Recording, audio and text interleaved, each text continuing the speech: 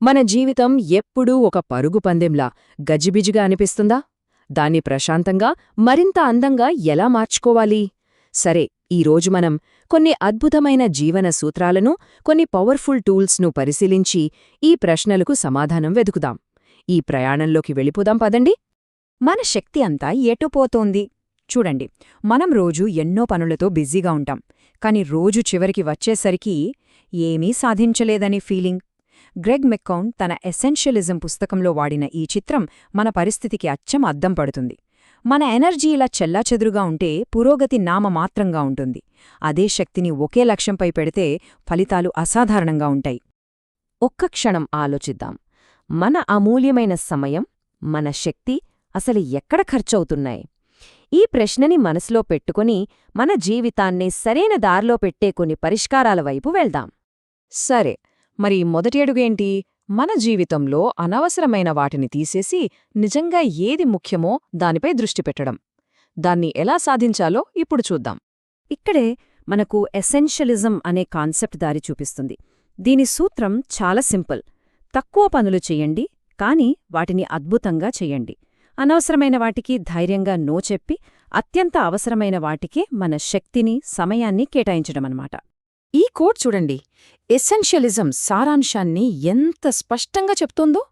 ఇది కేవలం పనులు తగ్గించుకోవడం గురించి కాదు, సరియైన పనులపై మన ఫోకస్ పెట్టి గొప్ప ఫలితాలు సాధించడం గురించి. మన ఫోకస్ని మరింత పదును పెట్టడానికి స్టోయిసిజం నుండి వచ్చిన నియంత్రణ యొక్క విభజన అనే ఐడియా ఒక పవర్ఫుల్ టూల్.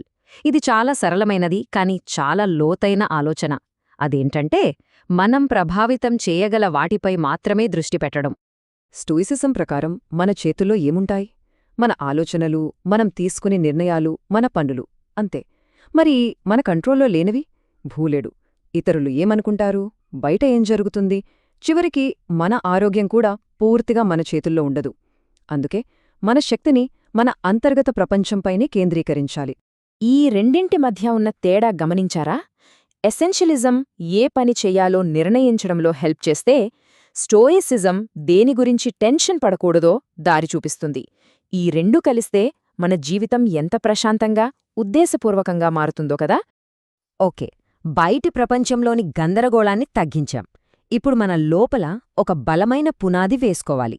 అంటే జీవితంలో ఒక నిజమైన అర్థాన్ని ఎలా కనుగొన్నాలో చూద్దాం. విక్టర్ ఫ్రాంకల్ హోలోకాస్ట్లోని కాన్సంట్రేషన్ క్యాంపుల నుండి బతికి బయటపడిన ఒక సైకియాట్రిస్ట్. ఆయన లోగోథెరపీ అనే ఒక విధానాన్ని డెవలప్ చేశారు. ఆయన ప్రకారం మనుష్యుల్ని నడిపించే అసలైన శక్తి సుఖం కాదు, అధికారం కాదు, జీవితానికి ఒక అర్థాన్ని వెతుక్కోవాలనే బలమైన కోరిక. ఫ్రాంకల్ చెప్పేదేంటంటే, జీవితానికి అర్థం ఎక్కడో ఒంటరిగా కూర్చుని మనలో మనం వెతుక్కుంటే దొరకదు.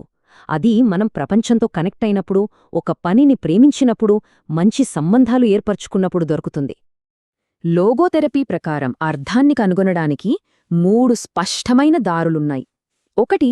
మనల్ని మనం మరచిపోయేంతగా ఏదైనా ఒక పనిలో లీనమవ్వడం. 2. ప్రకృతిని ఆస్వాదించడం లేదా ఒకరిని గాఢంగా ప్రేమించడం. ఇక 3వది చాలా పవర్ఫుల్, మనం మార్చలేని కష్టాల పట్ల మన వైఖరిని, మన దృక్పథాన్ని ధైర్యంగా ఎంచుకోవడం. అర్థవంతమైన జీవితాన్ని నిర్మించుకునే ఈ ప్రయాణంలో స్టీఫెన్ కోవే రాసిన 7 హ్యాబిట్స్ మనకొక అద్భుతమైన ఫ్రేమ్వర్క్ను అందిస్తుంది. ఇది మన క్యారెక్టర్ను, మన సామర్థ్యాన్ని లోపలి నుండి ఎలా బలోపేతం చేసుకోవాలో నేర్పుతుంది. కోవే ప్రకారం మన ఎదుగుదల 3 స్టేజెస్లో ఉంటుంది. మొదట ఇతరులపై ఆధారపడతాం, తరువాత స్వతంత్రంగా ఉండటానికి ప్రయత్నిస్తాం, నేనే అంతా అనుకుంటాం. కాని అత్యున్నత స్థాయి అంటే మనమని కలిసి పనిచేయటం ద్వారా సాధించే పరస్పరాధారిత స్థితి. సరే, ఇప్పటిదాకా మనం పెద్ద పెద్ద ఐడియాల గురించి మాట్లాడుకున్నాం. మరి వీటిని మన రోజువారీ జీవితంలోకి ఎలా తీసుకురావాలి? చిన్న చిన్న అలవాట్ల ద్వారా ఆనందాన్ని ఎలా పెంపొందించుకోవాలో ఇప్పుడు చూద్దాం. ఇకిగాయి అనగానే మనందరికీ ఆ 4 సర్కిల్స్ ఉన్న వెన్ డయాగ్రామ్ గుర్తొస్తుంది కదా. అది మన ప్యాషన్, మన జాబ్ కలిసే పాయింట్ అని. కాని అసలు విషయమేంటంటే, అది ఒక పాశ్చాత్య అపోహ మాత్రమే. జపాన్లో దాని అసలర్థం చాలా సింపుల్, ఇంకా చాలా అందమైనది. అది జీవితం జీవించడానికి విలువైనది అనే ఒక లోతైన అనుభూతి. ఇకి అంటే జీవించడం, గాయంటే విలువ. ముఖ్యంగా ఇది లైఫ్ టైంలో సాధించే పెద్ద పెద్ద గోల్స్ గురించి కాదు.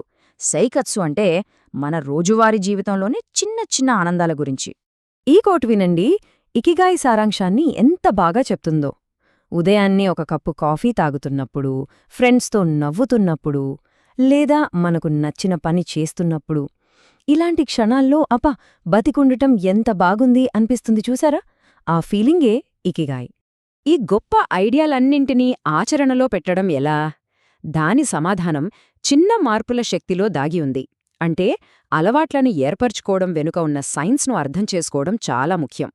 ప్రతి అలవాటు ఒక సైకిల్లో పనిచేస్తుంది. ఒక క్యూ అంటే ఒక ట్రిగర్ మన బ్రెయిన్ని యాక్టివేట్ చేస్తుంది.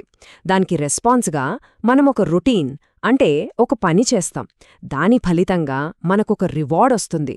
ఈ రివార్డ్ వల్లే మన బ్రెయిన్ ఆ అలవాటుని మళ్ళీ మళ్ళీ చేయాలనుకుంటుంది.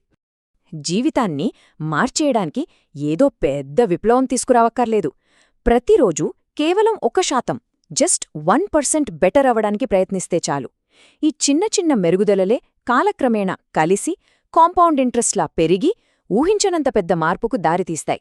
కన్సిస్టెన్సీ అదే ఇక్కడ మ్యాజిక్. రైట్. ఇప్పటిదాకా మనం చర్చించిన కాన్సెప్ట్స్ అన్నింటినీ ఒక చోట చేర్చి చూద్దాం. మన ఉద్దేశ్యపూర్వక జీవితం కోసం ఇది ఒక ప్రాక్టికల్ టూల్ కిట్ లాంటిది. చూసారుగా, ఈ టేబుల్ మన ప్రయాణం మొత్తాన్ని సంగ్రహిస్తుంది. ఎసెన్షియలిజం మన ఫోకస్ కోసం, స్టోయిసిజం మన ప్రశాంతత కోసం, లోగోథెరపీ మన జీవితానికి ఒక అర్థాన్నివ్వడానికి, 7 హ్యాబిట్స్ మన సామర్థ్యాన్ని పెంచడానికి, ఇకిగై మన రోజువారీ ఆనందానికి, ఇక వీటన్నిటినీ ఆచరణలో పెట్టడానికి చిన్న మార్పుల శక్తి. ఇవన్నీ కలిస్తే ఒక కంప్లీట్ పవర్ఫుల్ టూల్ కిట్ మన చేతిలో ఉన్నట్టే. ముగించే ముందు ఒక్క ప్రశ్న. ఈ టూల్ కిట్ నుండి స్ఫూర్తి పొంది ఈ రోజునుంచే మనం మొదలుపెట్టగల ఆ ఒక్క చిన్న పాజిటివ్ అలవాటు ఏమై ఉంటుంది? ఆలోచించండి. ఆ ఒక్క చిన్న మార్పు భవిష్యత్తులో ఎంత పెద్ద ప్రభావాన్ని చూపగలదో?